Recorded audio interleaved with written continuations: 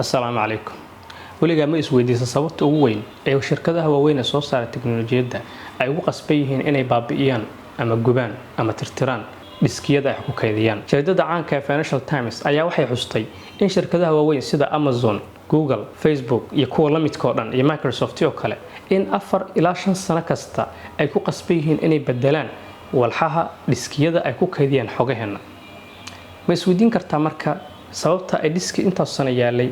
anaga shakhsiyan waxa laga yaabaa marka qaar inay haysan diski sanado badan shirkad intaas la eg diski intaas la eg inay bedesho dabcan horumarinta tiknoolajiyadda ka hortagga security-ga iyo xoojinta amniga xogaha xasaasiga hayaan ayaa horseedi kara balse aqliga saliimka wuxuu isweydiin karaa diskiyada intaas la eg inta ay burburin lahaayeen oo weyn ka badan oo malaayiinka dollar ay ka gashay inta ay burburin lahaayeen may si iibiyaan oo second hand ama gacan celis labaada ay ku gadaan balse waxaan ku daraynaa in macluumaadkan ama diskiyadan la burburinayo ay ku jiraan waaxyaha booliska amniga istikhbaaraadka bangiyada iyo wax la mid ah sida caafimaadka oo kale isbitaalada oo kale diskiyada laftigooda shirkadaha haya marka waxaad ogaataa markii la gado ama la sii iibiyo in si kasta oo loo tirtiro diskiyada xogta la soo ceshan karo waayo sidaan ognahay diskiga caadi ahaan xogtiisa ma buuxsanto waxa lagu dul qoraa bas midba lagu dul qoraa tii hore uu qaranaya passive bay noqonaysaa application-a jira iyo ways lagu haagarayn karo lagu soo ceshan karo tusaale yar haddaan ka soo qaadano shirkadda loo yaqaan Morgan Stanley oo shirkad dhaqaalaha bankinka maalgelinta waxaas dhan ka shaqeysa ayaa waxay iibisay diskiyadeedii waliba suuq Mareykanka ku iibisay dibna waxa laga soo ogaaday in diskiyada ay gadeen xogta ku jirta dib loo soo celin karo taa waxa ku jira kara bangigaaga xogta ku jirta passwordkiisa iyo wixii la halmaalo dhan noloshaada dhaqaaleed inta bangigaas ama shirkadda isticmaalayso dhan xogta ku jirtay taasna dawladda Mareykanka ku qasbanaatay inay shirkadaas u jirto malaayiin dollar oo ganax dhanka kale se waxa isweydiinaa ka soo qaad tusaale ahaan oo kale adiga shakhsi ahaantaada telephone memory card USB disk iyo xaalad badan la mid ah baa soo gadataa dhigaa soo gadataa charger baa soo gadataa maalmo warxada aad soo gadanaysid waxa laga yaabaa adoo hagaagsan kara ama dayactiran kara inaad tuurtid ama meel u tuurtid mid cusub aad wareegtid waxa dhanka idin ka tusayaa in reer galbeedka haday ahaato Europe iyo North America iyo dalal kale oo China iyo Asia ka mid yihiinba dhammaan walxaha electronic ay soo diidaan ay soo tuuraan dal baa jira macduur u ah oo runtii ku dhiban oo loo yaqaan Ghana wali magaalada caasimadda Accra tuulo yar oo si hoos tagta tuuladaas ku nool yihiin celcelis dad dhibic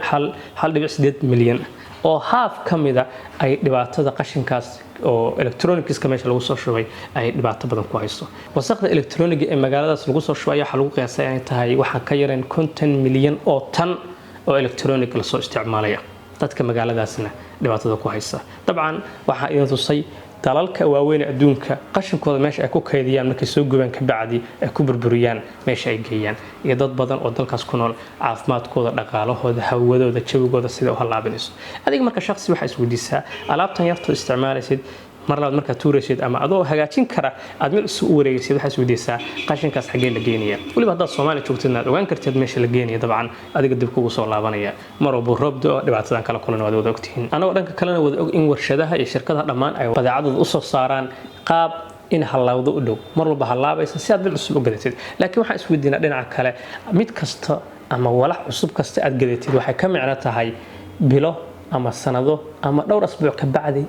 inaad qashin cusub soo gadanaysid yani suuqa tagtay alaaba soo gadatay laakiin alaabtaas inay maalmo ka bacdi ama asbuuc ka bacdi qashin isku bedelayso haddaba jaalle walaha noocaas kuma kala adeegsanaysid aragtida noocaas kala marna kugu soo dhacdaa yani waxaad bedelaysid ama tuuraysid deegaanka dhibaato in laga u keenaysaas oranaysa waa laga yaabaa taleefka inaad ku dhagan tahay oo isticmaalaysid laakiin xogtaada macluumaadkan waxa ka dambeeya waa diskiyada waaweyn diskaas loo burburiyaa adiga ka shakhsi ahaan earphone-kaaga charger-ka waxa la yarkaana xasaasiyad inta la eegaysa ma ku leedahay asxaabtaada kugu xeeran say deegaankaaga iyo ehelkaaga aragti noocay aad ka qabtaan mase tahay qof ku dhiirigeliya dhankaas in ka taxadaraan mawduucaas fikirka kuina ku aadan adiga asxaabtaada runtii aad bay muhiim ugu tahay hadda ila wadaagi kartaan waa jeclaan lahaa waa anigu Maxamed Azhari is arag maqal dambe xiiso badan wassalaamu calaykum wa rahmatullahi ta'ala wa barakaatuh